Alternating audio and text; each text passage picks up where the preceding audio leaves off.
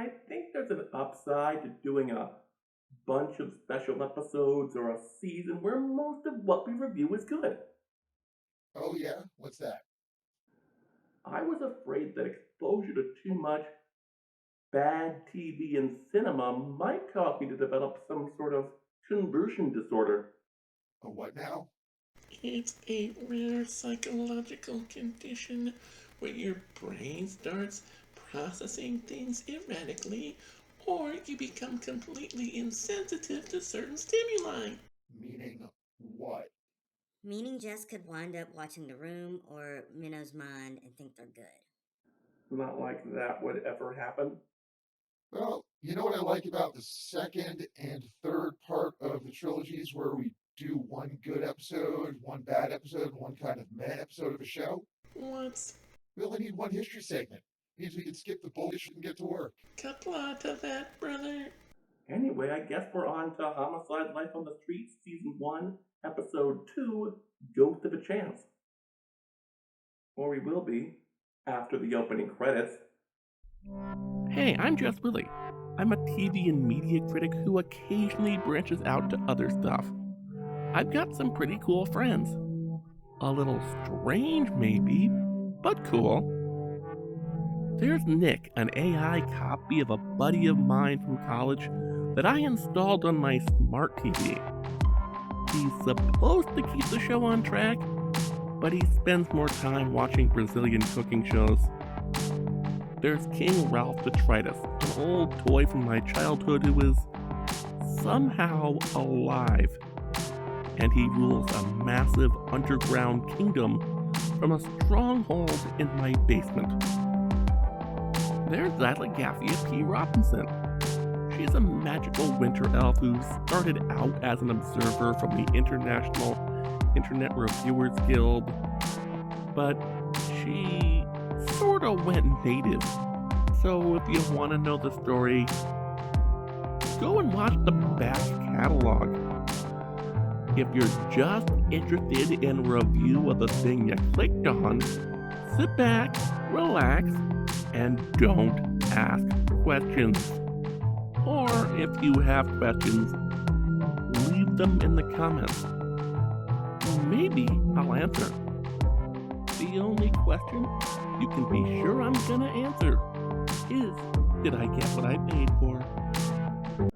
Our story begins with Bayless finding a little girl and she's, well, you know the name of the show. It's, it's not good. It feels like he's been standing there for hours. It's why everyone else is sitting around talking about what they think of Camden Yards. Hey, it was the 1990s, so it was still a new stadium. But hey, even now, I think it is the greatest park in all of baseball, and I will not have anyone knocking it. Not even you, Danny. But everyone wants to know what they should do with Memorial Stadium. It could become an outdoor concert venue, or a strip mall, or if Lewis has his way, the Atlantean Embassy. So, as the song says, it's raining in Baltimore, baby. Everything else is the same. Seriously, Bayless has been standing there so long that even Giardello considered joining in on the squad's nonsense. They try to convince him that the storm has washed away any evidence. He should just order the ME to release the body and get somewhere nice and warm to dry off during the opening credits. They go to see the family. Saying they don't take it well is a bit of an understatement. I can't even make a joke here. Well, I could, but I'm not some sort of sicko who lacks a conscience, so I'm not gonna. Once they get to the precinct, it is a madhouse. The captain offers Giardello every possible resource. Each detective drops everything, including their own cases, to focus on this one murder.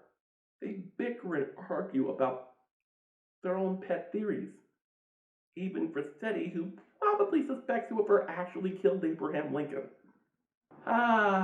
Persistent arguing. Just the sort of behavior you want to display when the press storms your squad room.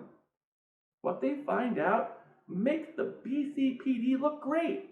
Tim Bayless, the guy in charge of the investigation, has only been on the job for a week, and he's off in the corner reading Homicide Investigations for Dummies.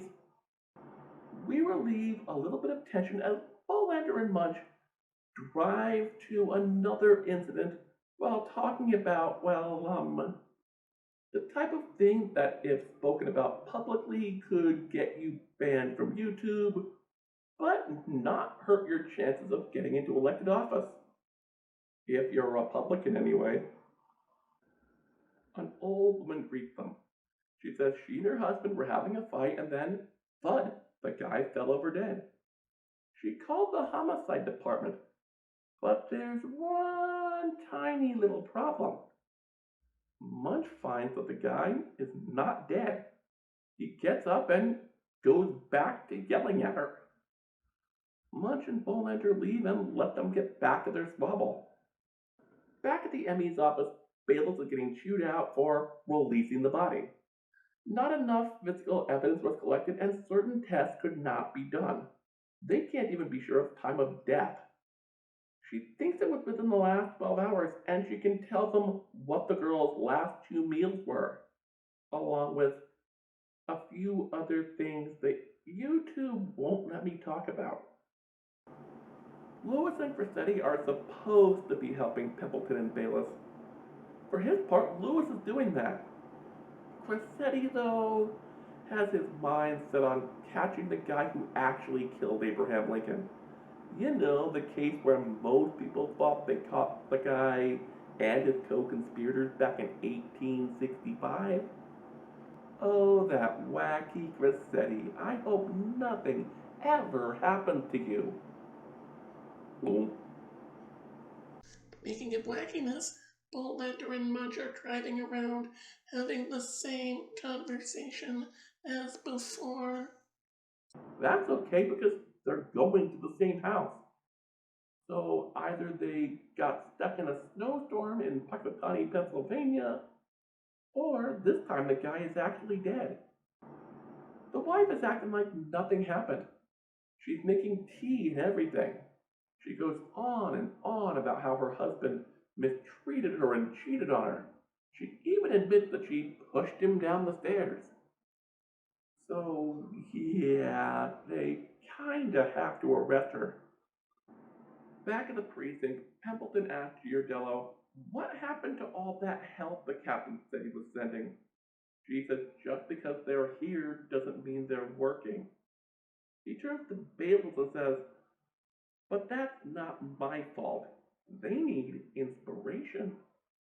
Unfortunately, there are sandwiches in the fridge who have been with this unit longer than Tim Bayless. He has no idea how to give it to them. DA Lizard Guy comes to see Howard about a case from a couple of months ago. He says, I got good news and bad news. The good news is the absolute squat you gave me for evidence was enough to get a grand jury to indict. The bad news is now I gotta try the case. Go get me more evidence. Howard is like, can't you see I'm busy? Little kid case. It's got the attention of the local news. All hands on deck?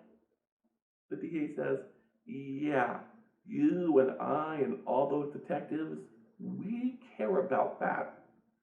Asking the media to care about the murder of a little black girl for more than a few days? That's a stretch. This is the murder of a middle-class white woman.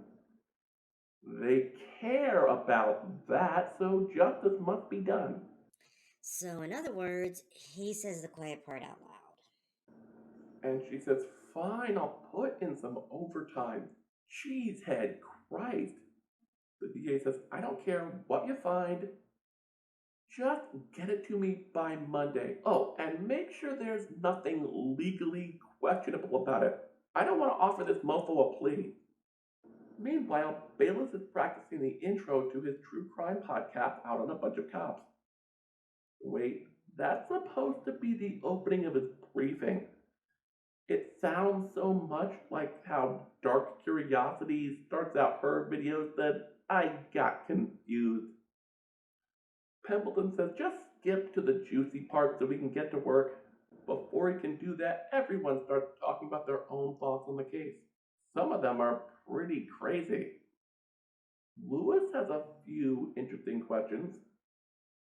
Why do so many predators live close to the library? Aren't there laws about that sort of thing? Maybe we should check these guys out. Pembleton is sick of Bayless screwing things up. He asked Giardello, can we take him off as primary now? She says, I'd like to. But he took the call. Until he proves his incompetence beyond the shadow of doubt, or the guys upstairs tell me otherwise, protocol is protocol. You could always ask him to stand down voluntarily. Frank does that, but Bayless is not having it. He says he could handle the investigation if he could have lunch and a desk. Giardello walks up to the nearest empty workstation and thrashes everything off of it. Well, Timmy Boy might still be hungry, but at least he's got a desk. If only he could get a burger. But he's got other problems. The press has gotten wind of what's going on with the case internally. They know this is the most attention-grabbing case the city has seen in months. Up until a week ago, the lead investigator was a glorified hype man for the mayor who had never worked a homicide before, and up until 3 minutes ago was using the wall for his workspace. The higher-ups call G and tell him how bad that makes them look, and maybe it's time to let Bayless go from the case. Munch and Bolander go to see the ME. She says, dead old guy? Yeah, not a priority. Most of us are working that dead girl thing. Your autopsy is not done yet. Munch says, that's okay. Stan really came down here so you two could do more awkward flirting. If you need me, I'll be in the other room eating some barbecue chips. This reminds me of more than one occasion when you and Real Nick were in college. Though he did prefer bagels. Howard and Felton are driving along. In a rarity for this show, they're talking about something you can discuss on YouTube. The bad news is there's nothing more tedious than listening to someone else talk about their dreams. Make things worse, the dream involves ghosts. Howard claims that in a dream a ghost told her where the murder weapon was. Felton calls bullshit. They go there and find absolutely nothing. Our third place contestants shall receive their cash winnings and a copy of the home game. Howard wonders why the ghost would lie to her. Felton and Howard forget what show they're on and start going all Scully and Mulder. Felton says, let's go pester the suspect. Maybe we can get the ghost, or at least his conscience, to start haunting him. Over lunch, Bolander is surprisingly touchy-feely about why his case bothers him. He sympathizes with the old woman a bit too much because of his own cheating wife. Munch could never understand that because he's always been the cheater, never the jilted spouse. That only proves the man has got game. He's the perfect person to go to for advice on Dr. Black. Munch tells Stan where little homicide detectives come from, to always use a condom, and to just have a little fun. Back on the Red Ball case, Lewis says bringing in cadets to help canvass the crime scene is a really bad idea. He shouldn't have said that. Fate or karma or whatever you want to call it bites them in the ass. The junior police squad brings them everything they need, apart from evidence and Waldo. Felton and Howard are working on their case. They find the suspect, but his responses alternate between easily debunked urban legends and unused material from George Carlin routines. So much for Felton having a better idea than Howard. Back at the precinct, Bolander and Dr. Bly are bickering so much about the old lady case that you almost wish they would just bang and get it over with. If this were a less realistic 80s or 90s crime procedural, like, say, Tequila and Benetti, they totally would. Especially when D.A. Danvers gets so fed up that he leaves the room.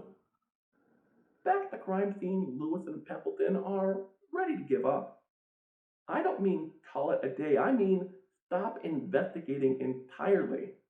It's been 72 hours, which statistically speaking means if they haven't solved it, it ain't getting solved. That begs the question, do they stop investigating because of the 72-hour rule?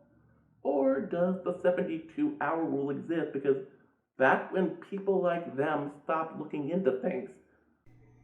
At 71 hours, 59 minutes, and 58 seconds, the cadets find something right in front of the press. The reporter thinks Bayless is cute, so she promises she won't leak it on the WBAL news. Not only that, she's got a tip that she got from someone else who claims to know who the murderer is. She won't leak that either, provided that she's the first to know if an arrest goes down. The next day, Howard tells Felton about her latest dream. Lewis and Frasetti mock her for the whole ghost thing. Then everyone gets distracted by a discussion on how various police departments have used psychics to solve crimes, and rumors about how the CIA hired Uri Geller to train a unit of remote viewers. Or, in 1897, a ghost was allowed to be the star witness in a trial in West Virginia. Meanwhile, Bolander is reading a newspaper. Munch comes in. Bolander says, yeah, I'm glad I didn't do anything stupid like send Dr. Bly flowers or chocolate. At my age, I'd look really stupid. Munch says, damn it, Stanley, now you're going to have to arrest me for forgery. But we don't have time for that. Bayless has someone in the box for the Watson murders. Sure, he's stoned out of his mind and barely comprehensible, but he seemed to know about the murder before anyone else. Only a few minor problems. His sense of time is a bit screwy. He claims to have seen the body in the alley when they know for a fact that it was moved. From what little else they can understand, he would have been so high at the time he wouldn't have been able to move, let alone do it. So they got nothing. Bayless gives everyone their new assignments. Then he tells you, don't worry, we can solve this. Oh, Timmy boy, you shouldn't say things like that. Let's check in with Howard, shall we? She's at home in bed. She is not happy. She's having another dream about a ghost, and not in that Dan Aykroyd in a Napoleonic uniform sort of way. But hey, just because her last two ghost dreams were a bust, doesn't mean this one will be. We'll never know. She's woken up by the phone. It's Felton. He says they got a report that Super Hick had left the trailer park. They find him digging a gun out of an old seed bag, and what do you know? It's just the type they were looking for. Felton and Howard hug and make up, then decide to go join the others at the bar. After they get their beers, Grassetti gives his explanation for why Baltimore has seen such an uptick in crime. An increase of chromium in the water. It's an explanation that almost makes sense. But Grassetti takes it a bit too far when he tries to link it to the Lincoln assassination. However, everyone seems to get a laugh out of it. Well, everyone but Bayless. He's gone to the little girl's memorial service. He tells the pastor he's going to need to see the mourner's book later. Then he takes a seat with a look of complete and utter defeat. And that's it. That's the episode.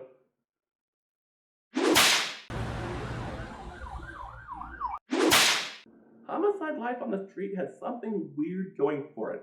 It had a pilot that, while not awful, was nowhere near as good as what the series would become. This is only episode 2, and it is kind of meh. Both were ratings disasters. Back in the good old days of broadcast television, the fact that it didn't end here is quite surprising. I think there are only 2 reasons it didn't. First, it was intended to be a miniseries. Second, the fewer shows you cancel every year, the stronger your network looks.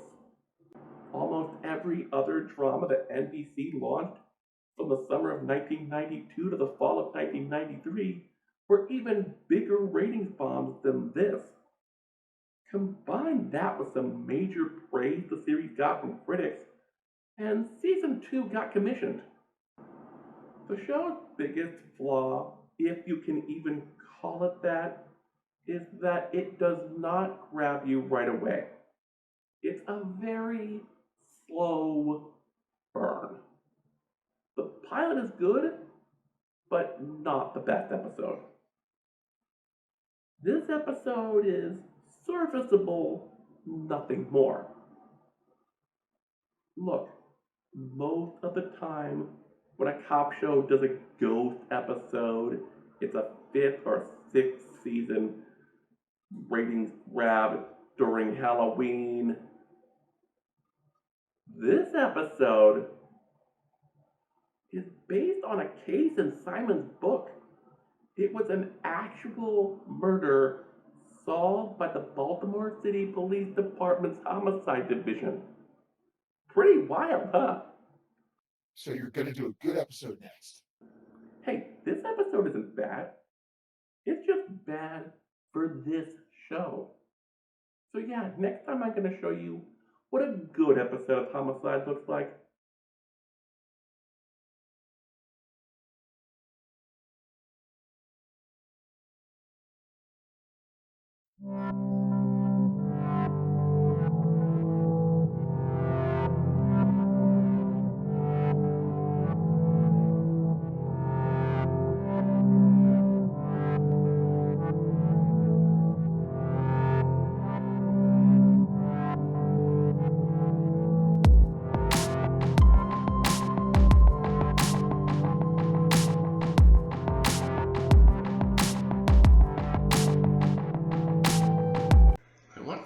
I want french fries, I want french fries. I would need money to get you that gizmo. Go get money, go get money, go get money. If you'd like to see Gizmo eat french fries in our upcoming reviews of Star Trek Enterprise, go to patreon.com/parodyerrorfilms and become a patron today. Click and subscribe, click and subscribe, click and subscribe. I think you mean like and subscribe. That too, that too, that too.